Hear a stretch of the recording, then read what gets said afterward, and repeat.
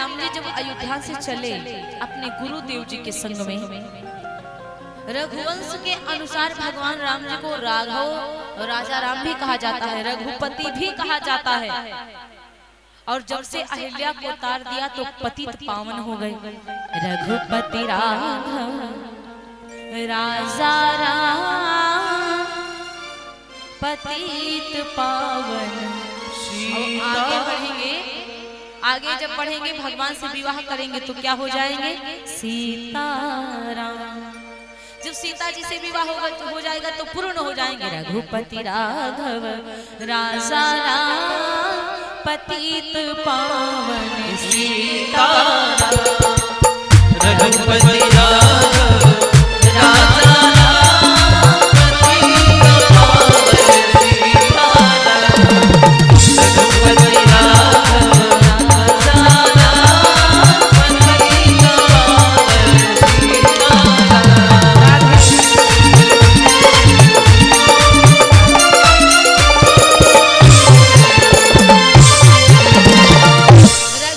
राघव राजा पावन सीताराम। इस प्रकार से महाराज कहा जाता है कि आज प्रभु जी ने अहिल्या को उतारा, तब से हो गए पतित पावन। धीरे धीरे भगवान आगे को जाकर बढ़े, आगे जाकर बढ़े। गंगा माता मिली, गंगा मैया मिली तो गंगा मैया में जाकर के स्नान ध्यान किया। गुरुदेव जी से कहते, गुरुदेव जी गंगा माता पृथ्वी पर कैसे आई? गंगा मैया को पृथ्वी पर कौन लेकर के आया? तो राम जी से कहते हैं, राम आपके पूर्वज ही जो भागीरथ जी महाराज है ना, भागीरथ जी महाराज गंगा माता की तपस्या करके प्रभु पृथ्वी पर गंगा माता को लेकर के आए। पूरी कथा मुनिवर ने भगवान राम जी को गंगा जी की कथा को श्रवण कराया। फिर भगवान राम जी आगे चले तो हर्ष चले कि चले राम लक्ष्मण मुनि संगा और गए जहाँ जग पावन गंगा। जहाँ पर जग पावन, संसार को पावन करने वाली गंगा माता, वहाँ पर जाकर पहुँचे। पूरी कथा सुनाई, गाधि सुन सब कथा सुनाई।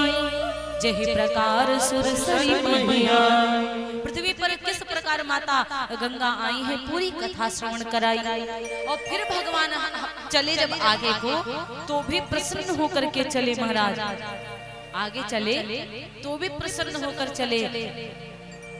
इसलिए कहा जाता है कि जब भगवान आगे को बढ़ गए तो धीरे धीरे जाकर के जनकपुर को पहुंचे।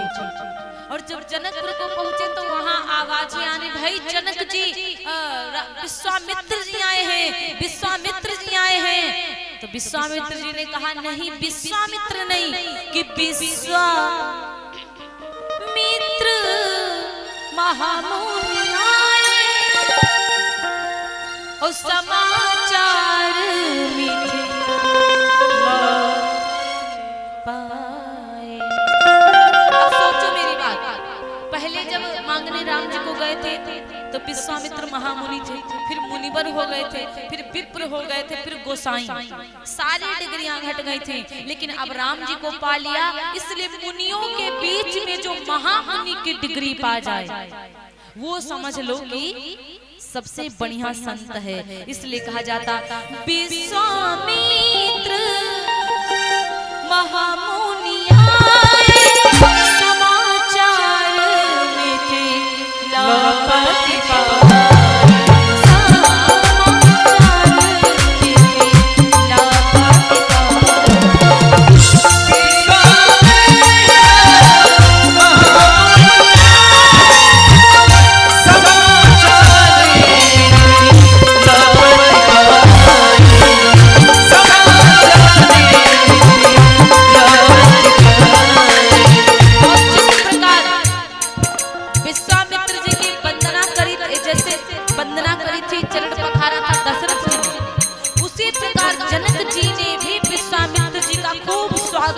खूब सम्मान किया, कीन्हा प्रणाम चरण धरे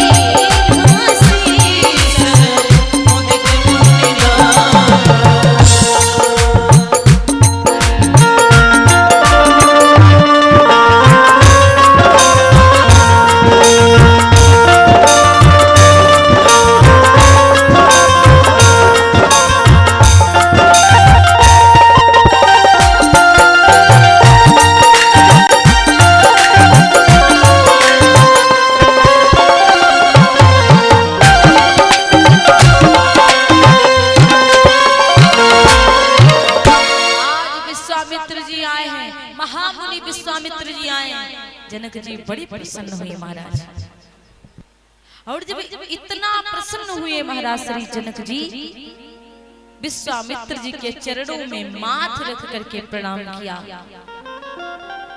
बड़ा सुंदर स्थान दिया, बिठाया, बार बार कुशल प्रश्न पूछ रहे कि ठीक हो महाराज, कोई दिक्कत तो नहीं हुई, आने में कोई तकलीफ तो नहीं हुई, बार बार मेहमान से पूछते महाराज। और कहा जाता है कि रामचंद्र लक्ष्मण जी जब आए थे तैसे ही बच्चों से मेल व्यवहार बना ली, क्योंकि आजकल ना हमजोली वाले थोड़ा सा दोस्ती मित्रता कर लेते हैं।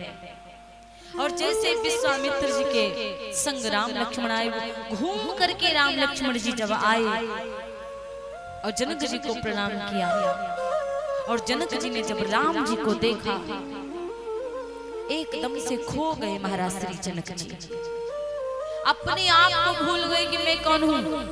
हमेशा भगवान का ध्यान लगाने वाले जनक जी का ध्यान आज प्रभु से छूटकर भगवान राम जी में चला गया। अब प्रभु राम और राम जी में परमात्मा में कोई अंतर नहीं, वही दोनों है, राम भी वही, लेकिन जनक जी राम जी को पहचान नहीं पाए कि साक्षात नारायण का अवतार था। जब जनक जी पहचान नहीं पाए, मूरति मधुर मनोहर देखी और भयउ विदेहु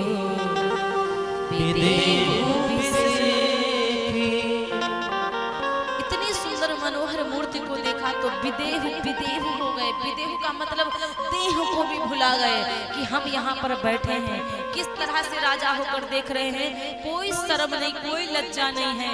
और राजा जनक जी विश्वामित्र जी से पूछते हैं, बताइए महाराज,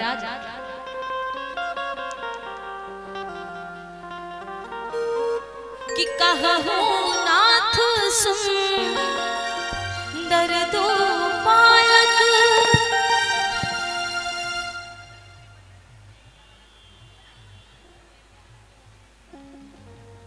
कहूं नाथ सुंदर दो बालक, मुनि कुल तिलक की नपकुल पा